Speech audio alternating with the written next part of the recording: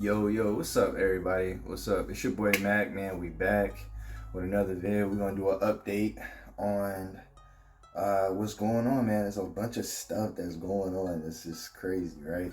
Man, I'm looking outside today, man. It's actually a hurricane coming through. Yeah, man, it's looking pretty bad. Hopefully it don't touch us up too bad. Fade us up a little bit. But yo, so everybody hear about NCAA. They finally, man, they finally are now stepping down and they letting players make money off of their likeness. What a wonderful, wonderful time, right? I think that's a beautiful thing. I thought athletes who was getting banned for, making money off of their likeness, off of their image, off of their name, to me just wasn't fair at all. When they just making billions, they just monopolizing the whole entire system, man. So I'm glad to see now everybody, is starting to be able to kind of flip the ties and get that bag, man. Like I was watching ESPN last week. They haven't really been showing a lot of updates. They've been playing tennis and stuff like that, but they were saying like Reggie Bush and Tim Tebow, they could have just killed the game. Even Keyshawn Johnson was talking about like, I want reparations, which I don't. To be honest, man, like getting reparations, they like if they do that, I guess you would have to break it up into individual cases, because I guess there is some who were actually like doing some stupid stuff behind closed doors. But for the ones like who haven't had a taint or a stain on their resume, man, on their career, shoot, man, hey, reparations might not be something that they might be able to do it for them. But to be honest, like the one name everybody kind of left off, and I wanted to put that out here, is that I really feel like Johnny Manziel would have had the biggest explosion of money going through his college career. Like that whole money thing that he was doing, like he would have had a killing, I think, over there at Texas A&M, man. I think that's just me personally. I just think the newer era. I feel like back in the day, like the social media wasn't as big and stuff like that, and I just don't think they would have been able to monopolize. Well, not monopolize, but like take full advantage of the internet as well as we can now. And so, yeah, man, I just feel like the money that could have been made then at that era isn't as heavy as what it would be now. So that's why I would say Johnny Manziel. But if you trying to put everybody in the same era and you say, yeah, if I was in this, you know what I'm saying? It would, of course, yeah, like, it would be different. The only thing that I would be kind of scared of now, being, a college athlete, and this being available to all athletes now, is like, what are the schools are gonna do, huh? Like, what you think the schools and programs are gonna do now? Like, are they gonna still offer scholarships now? Like, let's just think about this, right? If you are a 5-star a high school athlete, right, and you got multiple offers, are they now gonna start saying like, nah, you big time already, we're not giving you a full scholarship? Or like, you feel like they would do something stupid like that? Like, I feel like, now, like, all right, well, since you a 5-star athlete, like, we're not gonna pay for your food, or like little stuff like that behind closed doors, like where people don't really think you gotta get a meal plan, but now you gotta pay for your meal plan. Like,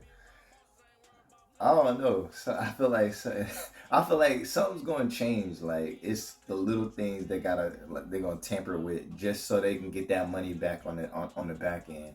And I feel like I would be a little concerned about stuff like that, because there's gonna be a lot of things that we don't see that might happen just because now,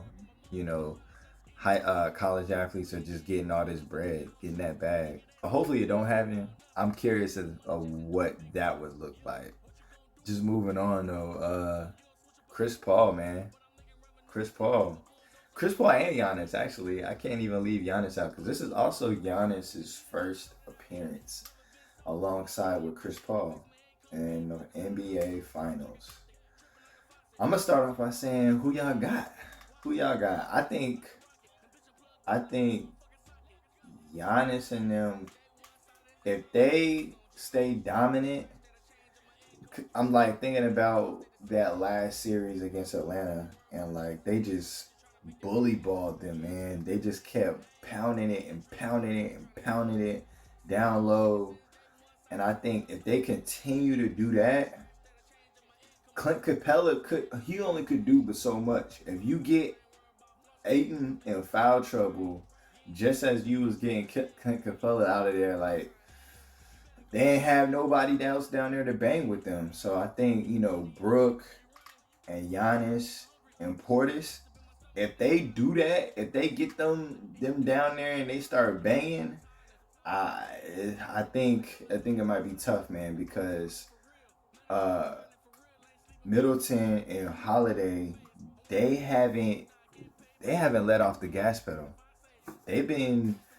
Holiday been strapping and been clutch on the offensive side. So like when you put them two together with Middleton being clutch in that fourth quarter, like if y'all don't put Milwaukee away early like they did last night in game 1, yeah, man.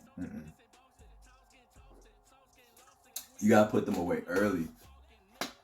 Because if you let them hang around in that game in fourth quarter, Milwaukee's going to get that joint every time, man. Because they're just going to keep banging it down low. Now, who I would like to see win, I would like to see Chris Paul win. That man, he got 16th year or something like that. So he up there in age, man. Chris Paul probably got about maybe 4 in him. And he probably going to be done around the same time LeBron is going to be done. So I would like to see him get his flowers, get his roses. You know what I'm saying? Giannis still got more time, but I think Giannis and them might actually bring a chip home. I think they might get it done. I know Phoenix got game 1, but it's expected. If Milwaukee splits, I don't know. Do y'all think Chris Paul? Y'all think Chris Paul is top 5 now for just making the NBA Finals? Haven't won a chip. Do you think he's top 5 of all time? I don't know. If he is, I will probably put him at 5, maybe 4 or 5. I think if he gets this chip, you gotta put him in there just because of the impact he puts on that floor, and he ain't got a lot of decorated accolades as far as like Magic and them, but like I feel like he's made a few All-Star ballots for at least to get him over the hump. You know what I mean? And then if you get that ring, I think he's well deserved to be in that top 5. If I was to think about 5 right now off the top of my head, of course you gotta go Magic. And this is not even no order. I'm gonna just go off the top of the head and just thinking about, all the best point guards. Off the top of the head, no order. You gotta have Magic in there. You gotta have Oscar Robertson. You gotta have Isaiah Thomas. Damn, I can't even count. 3. You gotta have Isaiah Thomas.